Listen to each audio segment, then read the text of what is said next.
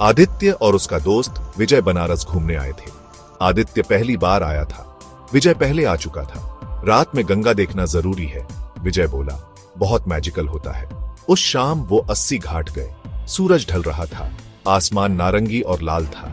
80 घाट पर भीड़ थी, लोग नहा रहे थे, कुछ लोग पूजा कर रहे थे। नावें किनारे पर खड़ी थीं, हवा में अगरबत्ती की खुशबू थी। आदित्य को एक अजीब सी एनर्जी महसूस हुई, शांति भी थी और बेचैनी भी। विजय मुस्कुराया। यह है बनारस, उसने कहा। चलो बोट राइड करते हैं, विजय ने कहा। उन्हें एक नाव वाला मिल गया। वो एक बूढ़ा आदमी था, सफेद दाढ़ी वाला। उसकी आंखें गहरी और रहस्यमयी थीं। वे लकड़ी की नाव में चढ़ गए।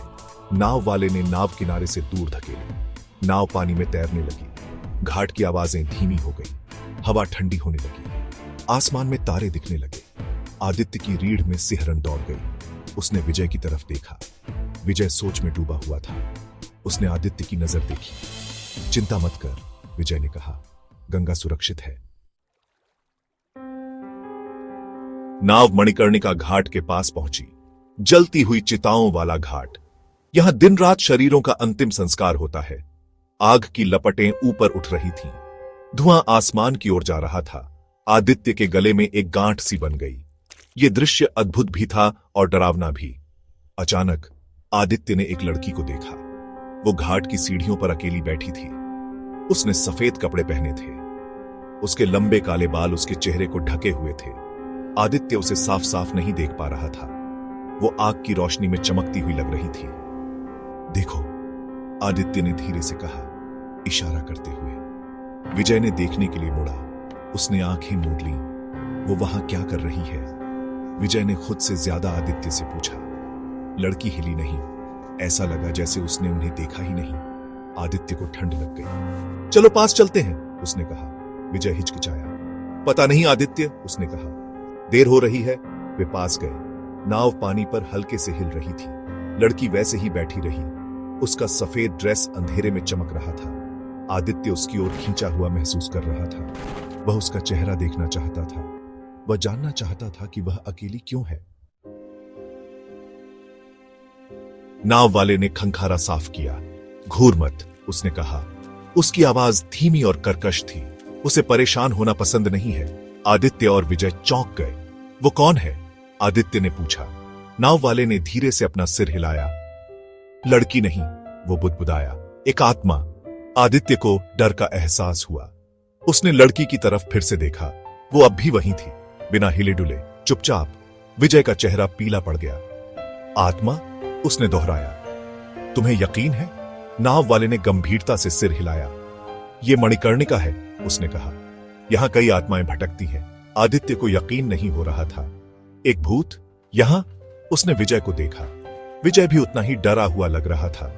चलो चलते हैं, विजय ने जल्दी से कहा। कृपया हमें वापस ले चलो। नाव वाले को 2 बार बताने की जरूरत नहीं पड़ी।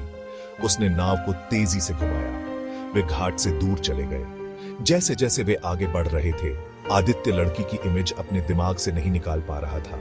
उसका सफेद ड्रेस, उसके लंबे काले बाल, जिस तरह से वो बस वहां बैठी थी, बिना हिले डुले। उसके दिल में एक ठंडा सा डर बैठ गया। उसने पहले कभी भूतों में विश्वास नहीं किया था, लेकिन आज रात कुछ बदल गया था। अगले दिन आदित्य और विजय नाश्ता कर रहे थे। दोनों चुप थे। पिछली रात की घटना उनके दिमाग पर भारी थी। आदित्य ने चुप्पी तोड़ी। पिछली रात के बारे में उसने शुरू किया। विजय ने सिर हिलाया। मैं इसके बारे में सोचना बंद नहीं कर पा रहा हूं, उसने कहा। उन्होंने लोगों से पूछने का फैसला किया। उन्होंने स्थानीय लोगों से बात की। उन्होंने दुकानदारों से बात की। आखिरकार वे एक पुराने पुजारी से मिले। उसने धैर्यपूर्वक उनकी कहानी सुनी। जब वे खत्म कर चुके तो उसने आह भरी। आह, सफेद कपड़ों वाली लड़की, उसने कहा। एक दुखद कहानी। वो कई साल पहले नदी में डूब गई थी। अब उसकी आत्मा इन घाटों पर भटकती है। आदित्य और विजय कुछ नहीं बोले। पुजारी के शब्दों ने उनके सबसे बुरे डर की पुष्टि कर दी। उन्होंने एक भूत देखा था। यह सोचकर उनकी रीढ़ में सिहरन दौड़ गई। वे अगले दिन बनारस छोड़कर चले गए, लेकिन यह अनुभव उनके साथ रहा। आज भी सालों बाद आदित्य मणिकर्णिका घाट की उस भूतिया लड़की को नहीं भूल सका। वो अकेले बैठी हुई उसका सफेद ड्रेस आग की रोशनी में चमकता हुआ, यह इमेज उसके सपनों में आती रही। वो जानता था कि वो अपनी बनारस यात्रा को कभी नहीं भूलेगा, न ही वो उस रात को कभी भूलेगा जब उसका सामना गंगा के भूत से हुआ था।